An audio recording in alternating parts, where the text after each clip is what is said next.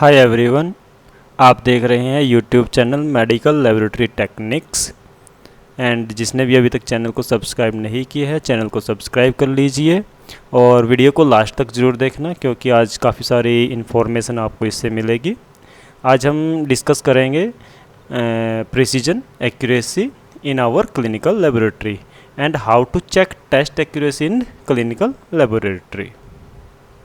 सबसे पहले बात करते हैं एक्यूरेसी की। What is accuracy?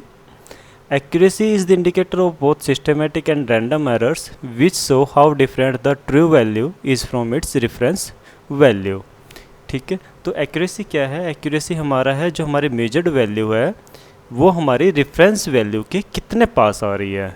ठीक है, जितना हमारे उसका रेफरेंस वैल्यू के वो पास आएगी, जो हमारा टारगेट वैल्यू उसके पास जितना होगी उतनी हमारी एक्यूरेसी ज़्यादा होगी, और जितना वो उससे दूर होगी हमारी एक्यूरेसी उतनी ही लो होगी। ठीक है, जैसे हमारा फर्स्ट फिगर है, फर्स्ट फिगर के अंदर आप देखोगे जो एरो है वो बिल्कुल टारगेट पे जाके लगे हैं, बिल्कुल सेंटर में लगे हैं, यानी कि जो हमारी एक्यूरेसी है वो हाई एक्यूरेसी है। सेकंड फिगर के अंदर आप देखोगे, सेकंड फिगर के अंदर क्या है, जो हमारा जो रिजल्ट्स वैल्यू आई है वो टारगेट वैल्यू से काफ़ी दूर है, तो वहाँ पर हमारी जो एक्यूरेसी है वो लो है। तो अगर हम इसको डिस्क्राइब करना चाहे, एक डेफिनेशन देना चाहे एक्यूरेसी को, तो एक्यूरेसी क्या है? Closeness of measured values to its reference value. अब देखते हैं कि प्रिसीजन क्या है। What is precision? The term precision means two or more values of the measurements are close to each other, यानी कि जब आप एक सैम्पल को बार बार रिपीट करते हो तो रिजल्ट का जो वैल्यू आ रही है वो आपस में एक दूसरे के कितने पास है। जितना वो एक दूसरे के क्लोज होंगे उतना आपका प्रिसीजन हाई होगा। अगर वो वैल्यूज़ एक दूसरे से दूर दूर हैं, डिफर है दोनों एक दूसरे से, तो आपकी जो प्रिसीजन है वो लो होगी। फर्स्ट फिगर के अंदर आप देखोगे जो आपका रिजल्ट्स की वैल्यू आ रही है वो बिल्कुल एक दूसरे के पास पास है, यानी कि आपका हाई प्रिसीजन है। सेकंड फिगर के अंदर आप देखोगे तो जो आपकी वैल्यूज है वो एक दूसरे से दूर हैं, तो आपका लो प्रिसीजन है। तो अगर आपका हाई प्रिसीजन है तो इसका मतलब ये नहीं है कि जो आपका रिज़ल्ट है वो बिल्कुल एक्यूरेट है। तो हम ये चेक करने के लिए कि हमारा जो रिज़ल्ट आ रहा है वो बिल्कुल एक्यूरेट है या नहीं है, उसके लिए हमें क्या करना है वो देखते हैं। यहाँ पे आपको 4 फिगर्स दिए गए हैं। पहला है low accuracy and low precision, second है low accuracy and high precision, third आपका है high accuracy and low precision, fourth आपका है high accuracy and high precision. जो फर्स्ट वाला है low accuracy and low precision, इसका मतलब क्या है कि जो आपकी वैल्यू है ना तो उन्होंने रेफरेंस वैल्यू को अचीव किया है और ना ही वो आपका रिपीटेबिलिटी के अंदर एक दूसरे के क्लोज आई है, तो इसका मतलब हुआ कि आपकी लो एक्यूरेसी है और लो प्रिसीजन है। सेकंड वाली फिगर के अंदर क्या है, जो आपने बार बार उसको रिपीट किया है वो वैल्यू एक दूसरे के आसपास तो आ रही है, यानी कि उसकी रिपीटेबिलिटी ओके है, यानी कि हाई प्रिसीजन है, बट जो हमारी टारगेट वैल्यू थी उसको उसने अचीव नहीं किया, रेफरेंस वैल्यू के पास वो नहीं पहुंची, यानी कि वहाँ पे हमारा क्या हुआ, एक्यूरेसी इसकी बिल्कुल लो हो गई है। तीसरी फिगर हमारी क्या है? तीसरी फिगर के अंदर हमारा है कि जो हमारा वैल्यूज़ आई है वो टारगेट के आसपास तो आ रही है, यानी कि वो टारगेट को अचीव कर रही हैं, बट वैल्यू आपस में एक दूसरे से दूर दूर है, यानी कि हमारी जो एक्यूरेसी है वो हाई है बट जो हमारा प्रिसीजन है वो लो है। फोर्थ फिगर के अंदर आप देखोगे कि जो भी हमारी वैल्यू आई है उन्होंने टारगेट को अचीव किया है, साथ के साथ सभी वैल्यू एक दूसरे के आसपास है। यहाँ पे हमारा क्या हुआ, हाई एक्यूरेसी और हाई प्रिसीजन हुआ। अब दोनों के अंदर डिफरेंस क्या है ये देखते हैं कि प्रिसीजन के अंदर और एक्यूरेसी के अंदर डिफरेंस क्या है। जो प्रिसीजन है हमारा वो है degree of closeness of measured value to each other, यानी कि जो हमारी वैल्यू आई है वो एक दूसरे के कितने पास है, और एक्यूरेसी क्या है, degree of closeness of measured value to its reference value, यानी कि जो हमारी मेजर्ड वैल्यू आई है वो रेफरेंस वैल्यू के कितने पास पहुंची है, ये हमारा एक्यूरेसी है।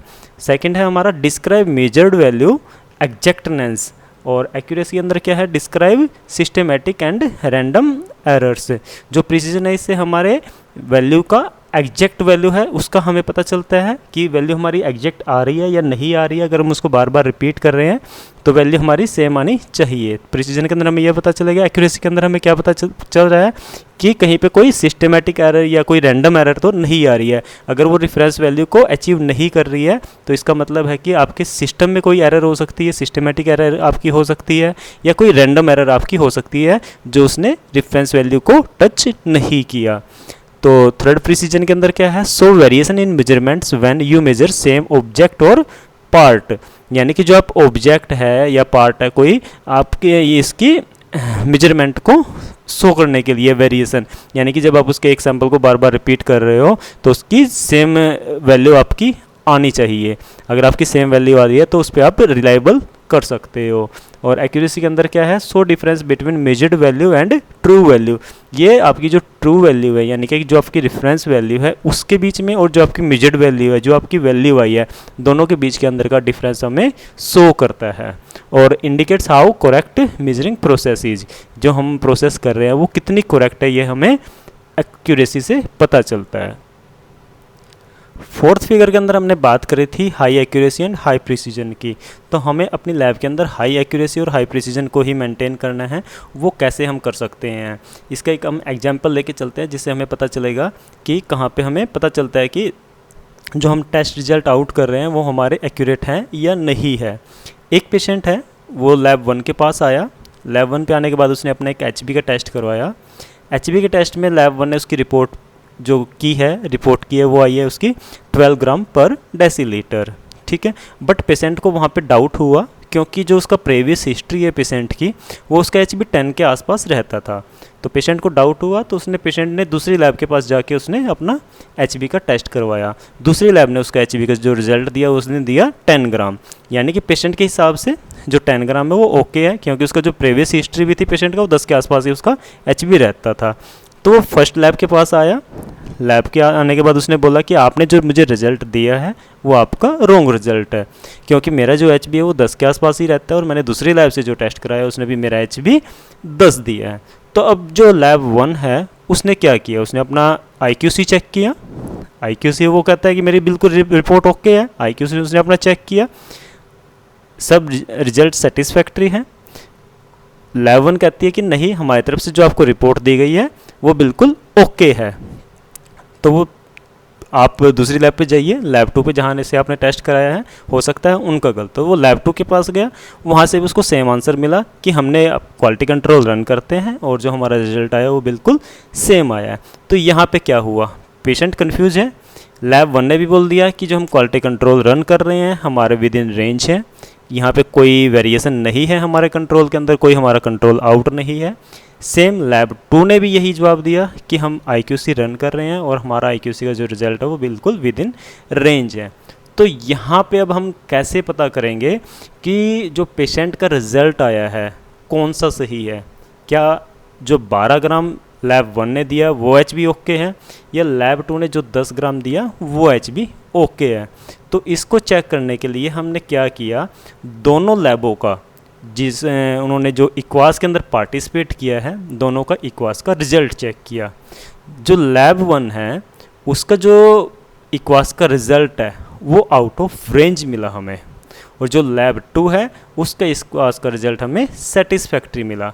अब इक्वास के अंदर क्या होता है, इक्वास के अंदर आपका एक पीयर ग्रुप होता है जिसके अंदर आपकी 200-300 लैब्स पार्टिसिपेट करती हैं।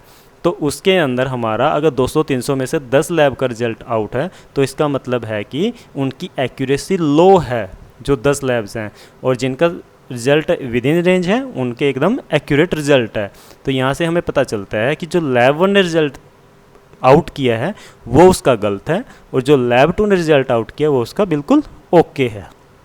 तो हमें अपनी जो लैब की हम एक्यूरेसी चेक करते हैं, लैब की एक्यूरेसी हम इक्वास से चेक करते हैं और लैब का हम प्रिसीजन जो चेक करते हैं वो हम IQC से चेक करते हैं, इंटरनल क्वालिटी कंट्रोल से। तो आज आपने देखा कि हमारी क्लिनिकल लेबोरेटरी के अंदर एक्यूरेसी प्रिसीजन का कितना महत्व है। तो आपके लिए इतना ही, थैंक यू। आप सभी ने इसको देखा, आगे भी देखते रहिए, आपके लिए अच्छी अच्छी वीडियो आती रहेंगी। Thank you.